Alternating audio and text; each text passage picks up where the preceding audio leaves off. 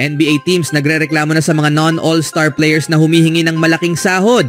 Erik Spoelstra, may na-develop ulit na undrafted player. JJ Redick, gustong makabuo ng championship habit. Nagsimula na ulit ang kahinaan ni Green. Ang mga sweldo ng mga player sa NBA ay umabot na sa bagong mga taas nitong mga nakaraang taon at iniulat na nagsisimula ng mabahala ang mga team sa patuloy na pagtaas ng mga bilang. Ipinahiwatig ni insider Jake Fisher na nagsisimula ng makaranas ng matinding gulat ang ilang team sa laki ng sweldo ng mga players na tumataas kasabay ng dating porsyento ng salary cap mula sa mga nakaraang season. Gayunpaman, ang teoryang ito ay hindi tumutukoy sa mga pinakamahuhusay o top tier player sa liga. Isang executive ng team ang nagsabi kay Fisher, sobrang laki na talaga ng pera mula sa pinakamataas hanggang sa pinakamababang bahagi ng roster, kung saan kahit ang mga player na hindi all-star ay tumatanggap na ng napakalalaking sweldo. Binanggit ni Fisher na ito ay nagpapataas ng kaba sa buong liga tungkol sa mga player. Inuulit, hindi all-stars na humihingi ng $30 million kada season.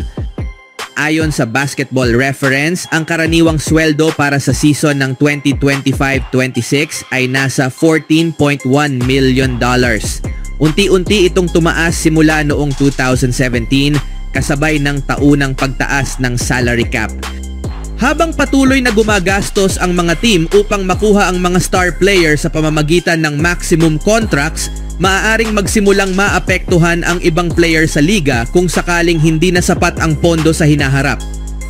Sa kabilang banda, ang Miami Heat ay naglaro ng kanilang unang preseason game laban sa Orlando Magic kung saan sila ay natalo. Hindi mahalaga ang resulta dahil ang layunin ng mga ganitong laro ay para sa pagpapalakas ng kondisyon ng mga star player ng team at pagbibigay ng pagkakataon sa mga fringe players na patunayan ang kanilang sarili. Isa sa mga pinaglarong matagal ay si guard Ethan Thompson na naglaro ng kabuuang 27 minutes. Ikinumpara ito kay star player Bam Adebayo na naglaro lamang ng 13 minutes. Si Thompson ay nakatanggap ng papuri mula kay Miami Heat head coach Erik Spoelstra na tinanong tungkol sa kakaibang paglalakbay ni Thompson papunta sa pintuan ng NBA. Siya ay hindi na-draft noong 2021 at sumali sa Chicago Bulls para sa Summer League. Kalaunan ay nakuha siya ng kanilang G League team, ang Windy City Bulls. Hindi nakapasok si Thompson sa NBA at naglaro muna siya para sa Mexico City Capitanes sa G League at pagkatapos ay sa kanyang sariling bansa, ang Puerto Rico. Noong nakaraang taon, lumagda siya sa Orlando para sa training camp, ngunit na-waive bago magsimula ang season.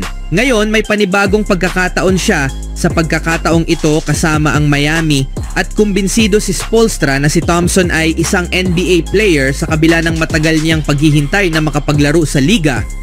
Sa isang panayam pagkatapos ng laro, ibinunyag ni Spoelstra na matagal nang interesado ang Miami sa kanya. Sabi ni Spoelstra, gusto namin si Ethan. Alam mo, matagal na naming siyang sinusubaybayan. Sinubukan naming makuha siya ilang taon na ang nakalipas pero hindi lang talaga natuloy. Kaya simula noon sinusundan na namin siya. Naniniwala kami na may mga katangian siya na bagay sa estilo ng laro at kultura ng team. Maganda ang ipinakita niya sa training camp. Talagang committed siya nitong Agosto at Setyembre. Kailangan lang niyang ipagpatuloy ang sipag at tiyaga niya. Malapit na siya. Para sa akin, NBA player na siya. Ang kailangan na lang ay tamang tiyempo at tamang oportunidad. Sa laban kontra Magic, nakapagtala si Thompson ng 5 points, 3 rebounds at 6 assists. Bagamat hindi kahanga-hanga ang mga numero, ipinakita niya na may maiaambag siya sa team. Sa ngayon, wala si All-Star guard Tyler Hero dahil sa iniindang injury. Mamimiss niya ang simula ng season at target niyang makabalik mga 5 o 6 na laro matapos magsimula ang season. Bagamat nasa ilalim pa ng depth chart si Thompson at maaaring bumalik muli sa G League, may ilang preseason games pa siyang nalalabi para ipakita na karapat-dapat siyang bigyan ng tunay na pagkakataon. Sa sumunod na balita naman, pumasok ang Lakers sa training camp na may pag-asang sa wakas ay makabuo ng chemistry sa pagitan ng kanilang mga star na sina Doncic, James at Austin Reeves. Ngunit hanggang ngayon hindi pa sila nagsasabay sa loob ng court. Nitong araw, pare-pareho silang nakaupo sa bench sa pagkatalo ng Lakers kontra Golden State sa Chase Center. Dahil si Doncic ay nagpapahinga at si James ay may iniindang glute injury, pinahinga rin si Reeves matapos ang isang punong linggo ng training camp. Si Reeves na nasa kanyang ikalimang taon sa liga ang may pinakamabigat na workload sa team sa pagsisimula ng preseason matapos lamang ang 3 araw ng ensayo. Nagtala siya ng 20 points laban sa Phoenix Suns bilang isa sa ilang positibong aspeto ng opensa sa kanilang malaking pagkatalo noong Sabado. Pagkatapos ng 2 preseason games, may 1 linggong ensayo pa ang Lakers bago ang kanilang unang home preseason game laban sa Warriors sa October 12. Ayon kay Redick, kahit nakaschedule na magpahinga si Doncic sa unang 2 preseason games matapos maglaro sa Eurobasket para sa kanyang national team, inaasahang makakalaro siya bago magsimula ang regular season sa October 21. May 4 na preseason games pa ang natitira sa Lakers. Kung makakalaro si James na hindi nakasali sa maagang bahagi ng training camp dahil sa nerve irritation sa kanyang glute ay hindi pa tiyak. Papasok sa kanyang ika-23 season sa NBA, sinabi ni Redick na mas mabagal ang ramp-up schedule niya kumpara sa mga nagdaang taon.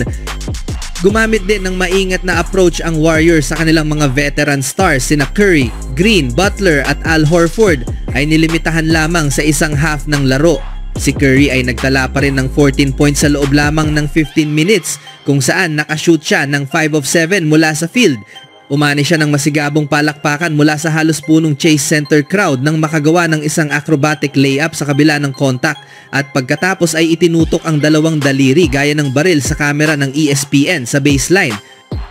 Sinabi ni Redick na mahirap suriin ng tama ang kanyang team sa loob ng 48 minutes na preseason game kung wala ang kanyang 3 pangunahing star, ngunit pagkatapos ng unang laro noong Sabado, nais niyang makakita ng mas organisadong opensa, mas mabilis na tiyempo at mas matinding pisikalidad.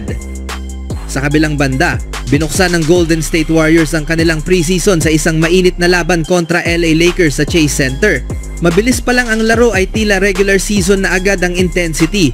Sa kabila ng preseason lang ito, palitan ng puntos ang naging tema sa first quarter, ngunit nagtapos ito na leading ang Warriors ng 1 puntos. Bumawi ang Lakers sa second quarter pero bumawi rin ang Warriors bago mag-halftime para kunin muli ang kalamangan.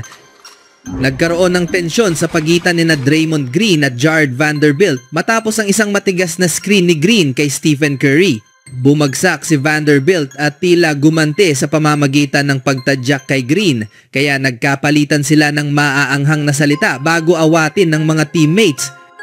Kilala si Green sa kanyang emosyon sa laro habang si Vanderbilt ay tagapagtanggol ng Lakers at epektibo laban kay Curry dahil sa kanyang laki at haba. Hindi pa rin naglaro sina LeBron James at Luka Doncic para sa Lakers habang sina Green, Curry at Jimmy Butler ay naglaro para sa Warriors. Si Jonathan Kuminga ay naglaro rin sa kabila ng mga usapin sa kanyang kontrata. Gumawa lamang siya ng 5 points, 4 assists at 6 rebounds. Sa huli, panalo pa rin ang kanyang team